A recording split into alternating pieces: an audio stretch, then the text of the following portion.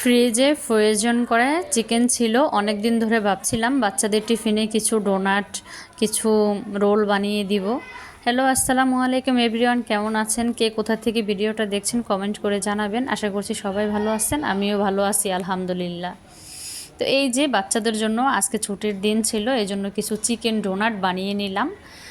অনেক দিন ধরেই বলছিল বানানোর জন্য, রুম পাল্টিয়েছিলাম এই জন্য আর বানানো হয়নি। ঢাকা শহরে আমরা যারা বসবাস করি, আসলে আমরা নদী ভাঙা মানুষের মতন।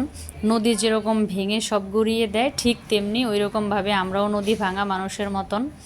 যখন রুম পাল্টাই তখন মনে হয় যে সব ভেঙে চুরে একাকার করে নিয়ে যাই, আবার এগুলো গুছিয়ে রাখতে রাখতে আমাদের অনেকটা সময় চলে যায়। তো আর যদি থাকে একা হাতে করা লাগে তাহলে তার কোনো কথাই নেই।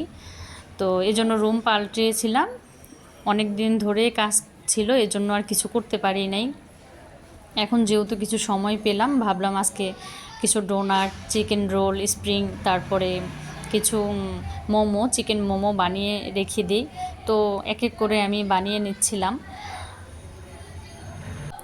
গৃহিণীরাই বোঝে আসলে একা হাতে সব কিছু সামলিয়ে উঠতে হয়। বাচ্চাদেরকে স্কুলে নিয়ে যেতে হয়, রান্না করতে হয়, ঘরের কত কাজকাম থাকে, সকালের নাস্তা, দুপুরের রান্না, আবার সন্ধ্যায় নাস্তা থাকে, রাতের কিছু প্রস্তুতি থাকে, নামাজ শেষ করে ঘরের কিছু টুকিটাকি কাজ থাকে, ওগুলো করতে করতে সময় চলে যায়।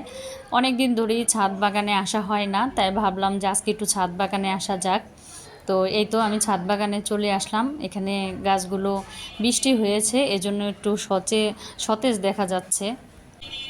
এখানে অনেকগুলো পুদিনা পাতা হয়েছিল। পুদিনা পাতা দিয়ে চা খাওয়া যায়, মুড়ি বানিয়ে খাওয়া যায় রমজান মাসে। এখানে যেগুলো বাতি হয়ে গেছে ওগুলো আসলে পড়ে যায়, ওগুলো ধরে রাখা যায় না। যেগুলো শক্ত ওগুলো, এখানে তো আমড়া গাছে আমড়া ধরেছে। এই আমড়া গাছে প্রতি বছর 12 মাসই দেখা গেছে আমড়া ধরে। আমরা খাই, আশেপাশের মানুষ, পাড়া প্রতিবেশী সবাইকে আমরা এই আমড়াগুলো আমরা দিই। খেতে খুবই মজা আর মিষ্টি, টক বেশি না, মিষ্টি। আমরা ছাদে বিকেল বেলায় সবাই যাই, যে দেখা গেছে আমরা লবণ মরিচ দিয়ে ছাদেই বসে খাওয়া হয়। তো এই যে এখানে একটা আমলকি গাছ কিনেছিলাম, ফুল হয়েছে কিন্তু এখনও ফলন হয়নি, ফুলগুলো ঝরে পড়ে গেছে। আর ড্রাগন গাছ লাগিয়েছিলাম সেই কবে, আর আস্তে আস্তে করে আমি ভেঙে ড্রাগন গাছগুলোকে অনেক জায়গায় লাগিয়ে দিয়েছি, আস্তে আস্তে গাছগুলো হচ্ছে। আর শাক কি বলবো, এই সপ্তাহে নিয়ে গেলে ওই সপ্তাহে আবার, এক সপ্তাহের মাথায় আবার শাকগুলো নেওয়ার সময় চলে আসে, খাওয়া খাওয়া হয়। আর দেখা গেছে এই সার, কোনো সার নাই, একদম ঘরের তরকারি কাটা ওই সার। ছাদ বাগানে আসলে আসলে এইগুলো দেখলে মনটা অনেক ভরে যায়। বাজারে অনেক দিনই যাওয়া লাগে না, দেখা গেছে এখান থেকে কিছু করলা, শাকসবজি নিয়ে গেলে একদম সার ছাড়া খাওয়া যায়। আর এখানে গাছে বেশ কিছু ডালিম এসেছে, এই ডালিমগুলো আসলে পাকলে তখন পাখিগুলোই খেয়ে ফেলে। আর প্রচুর মেহেদি পাতা হয়, আর মেহেদি পাতা নেওয়া হয় না, তো দেখা গেছে ঝরে পড়ে যায়। এই তো ছাদ বাগানে আসলাম, গাছগুলো দেখে খুবই ভালো লাগলো। বিকেলবেলা যখন ছাদ বাগানে যাই তখন গাছগুলো দেখলে মনটা ভালো হয়ে যায়। আর এই গাছগুলোর পরিচর্যা করে আমার মা যে জিনিস লাগায় একদম, মানে দেখতে পাচ্ছেন যে হাতের ছোঁয়ায় আল্লাহর রহমতে কতটুকু ভালো হয়েছে। সব কিছুই দেখলে মনটা ভরে যায়। এগুলো সবগুলো গাছ আমার মায়ের হাতে লাগানো, আর আমার মা যেটা লাগায় সেটাই খুব ভালোভাবে হয়, ফলন ভালো হয়। আর দেখতেই তো পাচ্ছেন খুবই সুন্দর দেখা গেছে গাছগুলো। আমাদের এই ছাদ বাগানটা প্রায় 8 তলার উপরে। তো দেখা গেছে আমি অনেক সময় যাই না, আমার মাই যায়। আমার মার যেতে কষ্ট হয় না, আর আমাদেরই কষ্ট লাগে। তো দেখা গেছে তারা এখনও ভালো আছে আমাদের তুলনায়।